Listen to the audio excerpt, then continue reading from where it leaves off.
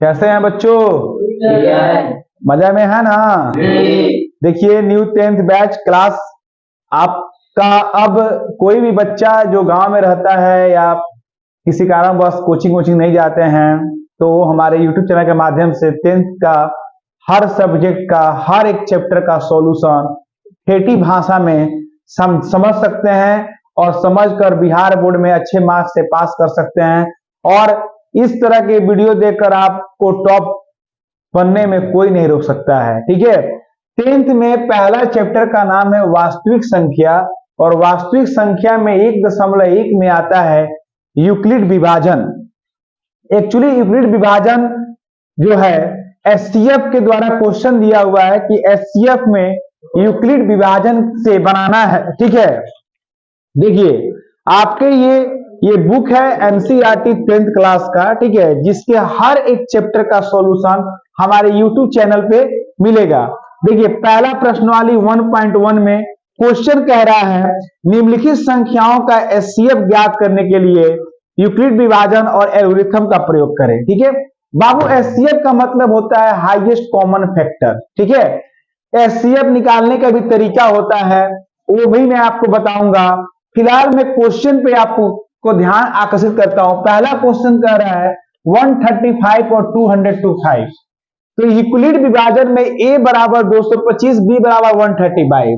Euclid विभाजन का एक फॉर्मूला होता है a बराबर bq प्लस r। मतलब एचसीएफ में बोला जाए तो भाज बराबर भाजक गुना भागफल प्लस शेष होता है।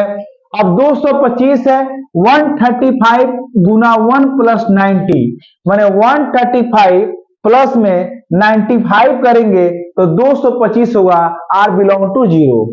फिर 135, फिर इसके बारे में करेंगे, फिर जब तक 0 नहीं आ जाएगा तब तक भाज गुना भागफल प्लस शेष करेंगे। अंत में यहाँ पे आप देख रहे हैं कि 90 जो है 45 इंटू 2 प्लस 0 को ऐड करने पे क्या हो रहा है 90 हो रहा है। तो हम कह सकते हैं कि 225 और 135 का एचसीएफ क्या होगा 45 होगा। बाबू हम पहले से देखते हैं एचसीएफ के लिए। यहाँ पे देखिए 135 में 225 एचसीएफ जैसे निकालते हैं, यहाँ किए, यहाँ पे आ गया 90, फिर यहाँ लिखते हैं, फिर यहाँ वाले को यहाँ उठा के देखेंगे, फिर यहाँ एक मर्द में करते हैं, फिर ये आ गया 45, फिर इसको यहाँ करते हैं 90 और 2 मत में कट कर ये पूरा 0 आ जाता है कट कर। तो हम क्या कहते हैं एचसीएफ क्या हो गया 45 हो गया। इसी चीज को यहाँ पे यूक्लिड विभाजन विधि से हम इसको बनाते हैं। सेकेंड क्वेश्चन में मैं आपको ध्यान आकर्षित कराने के पहले आपसे पूछना चाहता हूं कि बोलिए ये नियम समझ में आया कि नहीं आया?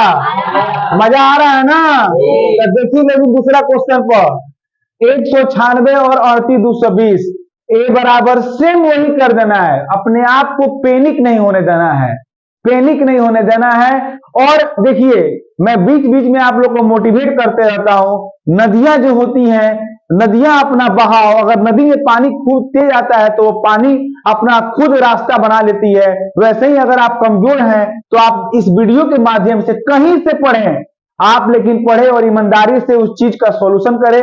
अगर आपको दिक्कत हो रहा है तो आप मेरे यूट्यूब चैनल पर जाके कमेंट करके मुझसे पर्सनली आके मिल सकते हैं और आप पढ़ सकते हैं। और सारे क्वेश्चन का सारे चैप्टर 10th के ऑल किताब के चैप्टर एनसीईआरटी, यहाँ पे एनसीईआरटी के माध्यम से किताब में जो है मैंने पहले ही बताया कि एनसीईआरटी क्लास 10th के हर एक चैप्टर का सॉल्यूशन आपको मेरे यूट्यूब चैनल पे आपको मिलेगा। आप इसको समझ लिए, ये क्लियर हो गया ना? आप इसको बनाइएगा, अदर से भी आपको समझ में जरूर आएगा। ठीक है, बोलिए समझ में आया ना? ओके देखिए बच्चों सेकंड नंबर जो क्वेश्चन कह रहा है 1.1 में का, दर्शाइए कि कोई भी धनात्मक विषम पूर्णांक 6q + 1 या 6q + 3 या 6q + 5 के रूप का होता है जहां q पूर्णांक है। तो बच्चे विषम संख्या सम संख्या उसे कहते हैं जो 2 से विभाजित हो और विषम संख्या कहते हैं जो खुद या 3 से विभाजित हो। ठीक है, तो मैंने क्वेश्चन बनाया कि सबसे पहले माना a कोई धनात्मक पूर्णांक है और भाजक b बराबर 6 है। यूक्लिड विभाजन का नियम ये ए बराबर बी क्यू प्लस आर, और 0 से ये greater than less or equal to B, A बराबर 6 प्लस 1 आर लिए है। अतः आर के संभावित मान लिए आर बराबर 0 1 2 3 4 5, आर के मान समीकरण 1 में रखने पर ए बराबर 6q प्लस 0, 6q बराबर 3q सम, फिर ए बराबर 6q 1 प्लस 1, ए बराबर 6q प्लस 2, 3q का ग्रेटर सम, ए बराबर 6q प्लस 3, ए बराबर 6q प्लस 4, 3q प्लस 2 सम। अतः ए बराबर 6 किलो 5 लिए। अतः ए के मान 6q प्लस 2, 6q प्लस 4 ये रखे विभाज्य हैं, जबकि ए के मान 6q plus 6 plus 6q plus 5 ये 2 से विभाज्य नहीं है। अतः हम कह सकते हैं 6q प्लस 1, 6q प्लस 3 तथा 6q प्लस 5 विषम पूर्णांक है। बोलिए समझ में आया ना आप लोग को?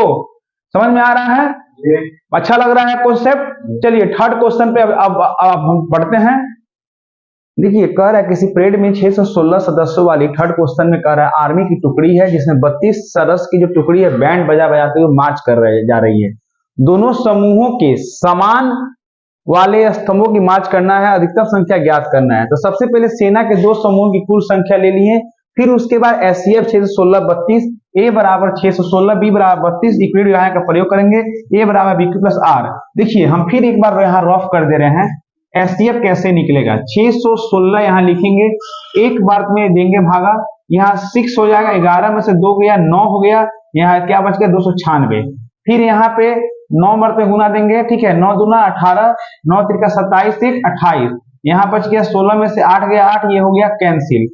फिर यहाँ 32 करेंगे, 8 चौका 32, यहाँ रिजल्ट क्या आ जा रहा है 0 आ जा रहा है, हमारा रिजल्ट क्या आ रहा है 0 आ जा रहा है। उसी नियम पर बनाएंगे और कह सकते हैं कि 616 और 32 का एचसीएफ क्या होगा 8, अतः स्तंभों की अधिकतम संख्या क्या होगी 8। क्लियर, समझ में आया ना? ओके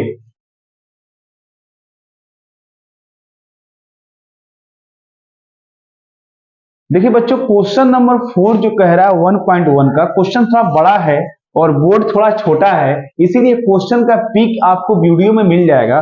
क्वेश्चन नंबर 4 यहाँ पे आप देख रहे हैं, ठीक है, कह रहा है यूक्लिड विभाजन का प्रयोग करके दर्शाएं कि किसी धनात्मक पूर्णांक का वर्ग किसी पूर्णांक m के लिए 3 या 3m के रूप में होता है। संकेत भी आपके बुक में दे दिया है। तो बच्चों सबसे पहले क्या मानेंगे, माना a कोई धनात्मक पूर्णांक है और भाजक b बराबर 3 है। फिर यूक्लिड विभाजन हम जानते हैं कि a बराबर बी क्यू प्लस आर होता है, जो कितना होता है a बराबर 3 प्लस आर 1 समीकरण। अब r के संभावित मान हम लेंगे 0 1 2, r के मान संभावित समीकरण 1 में, यहाँ पे समीकरण 1 है, यहाँ पे समीकरण 2 है, थोड़ा बोर्ड छोटा है इसीलिए समीकरण 2, समीकरण 1 में हम मान रखे a बराबर 3q तो 3q प्लस 1, यहाँ पे किए a स्क्वायर, वर्ग का मतलब होता है कि स्क्वायर होता है, घन का मतलब होता है मैंने क्यूब करने के क्यू होता है। फिर यहाँ a बराबर 3q, यहाँ a स्क्वायर के फॉर्मूला पे रखे, यहाँ पे हमने ये निकाल दिया।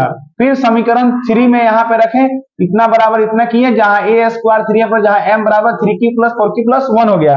इन तीनों समीकरणों को देखते हुए हम जब निकाले मान तो हमें ये मालूम चला, अतः किसी धनात्मक पूर्णांक का वर्ग किसी पूर्णांक m के लिए 3m या 3m1 के रूप का होता है। बोलिए समझ में आया कि नहीं आया? चलिए अगला क्वेश्चन की तरफ बढ़ते हैं। बाबू क्वेश्चन 5 भी जो है 5 ये भी आपको 4 की तरह है, क्वेश्चन बड़ा है और बोर्ड थोड़ा छोटा है, जैसे आप जानते हैं अभी स्टार्टिंग है, आप लोग के सपोर्ट और कृपा से और डिजिटल बोर्ड भी लगाएंगे हम। क्वेश्चन नंबर 5 जो है आपको यूट्यूब चैनल की इस वीडियो में आपको बितौर पिक के साथ मिलेगा, ठीक है। क्वेश्चन कह रहा है यूक्लिड विभाजन प्रमेय का प्रयोग करके दर्शाएं कि किसी धनात्मक पूर्णांक का घन 9m प्लस 1 या 9 प्लस 8 के रूप में होता है। बाबू यहाँ पे q के रूप में दे दिया है, पहले वाला स्क्वायर के रूप में था, तो हम लिखेंगे माना a कोई धनात्मक पूर्णांक है और भाजक b बराबर 3 है। यूक्लिड विभाजन का यहाँ प्रयोग करेंगे, a बराबर 3q प्लस r करेंगे, फिर उसी तरह r के संभावित मान को यहाँ लिखेंगे और r के मान को समीकरण 1 में यहाँ रखा गया है, ये समीकरण 1 है, ठीक है, a बराबर 3q और aq बराबर 3q का होल क्यू, ठीक है। फिर यहाँ समीकरण 2 में आप देख रहे हैं बोर्ड पे, यहाँ पे a बराबर 3q प्लस 1, फिर aq और इधर भी q कर देंगे, फिर यहाँ पे इसका मान इतना आएगा। फिर समीकरण 3 में यहाँ पे देखेंगे a बराबर 3q प्लस 2 aq, फिर यहाँ पे करेंगे, फिर कट छट के जो भी मैंने आया है समीकरण 1 में भी हम देखें कि ए क्यू बराबर 9m आ रहा है। समीकरण 2 में देख रहे हैं कि ए क्यू बराबर 9m प्लस 1 आ रहा है। समीकरण 3 में देख रहे हैं कि ए क्यू प्लस 9m 8 आ रहा है। देखिए, तो हम कह सकते हैं उसी के हिसाब समीकरण 1 2 3 के जो सॉल्यूशन आया हुआ है उस पर कह सकते हैं कि अतः किसी भी धनात्मक पूर्णांक का घन 9m प्लस 1 या 9m प्लस के 8 के रूप में होता है। आप सबको समझ में आया 1 से लेकर 5 तक का क्वेश्चन? बोलिए, समझ में आया ना? अच्छा लग रहा है ना क्लास? अब आप इस YouTube चैनल के माध्यम से इस चैप्टर 10th क्लास का चैप्टर 1.1 जो है आज समाप्त हो गया। आप इस वीडियो को देखेंगे, जहां भी कोई त्रुटियां होगी उसके लिए क्षमा चाहते हैं, और आप इससे भी अगला चैप्टर का वीडियो भी देखेंगे और अपना नोट्स बना सकते हैं, अपने तैयारी को बेस्ट कर सकते हैं। इसी के साथ धन्यवाद। ओके।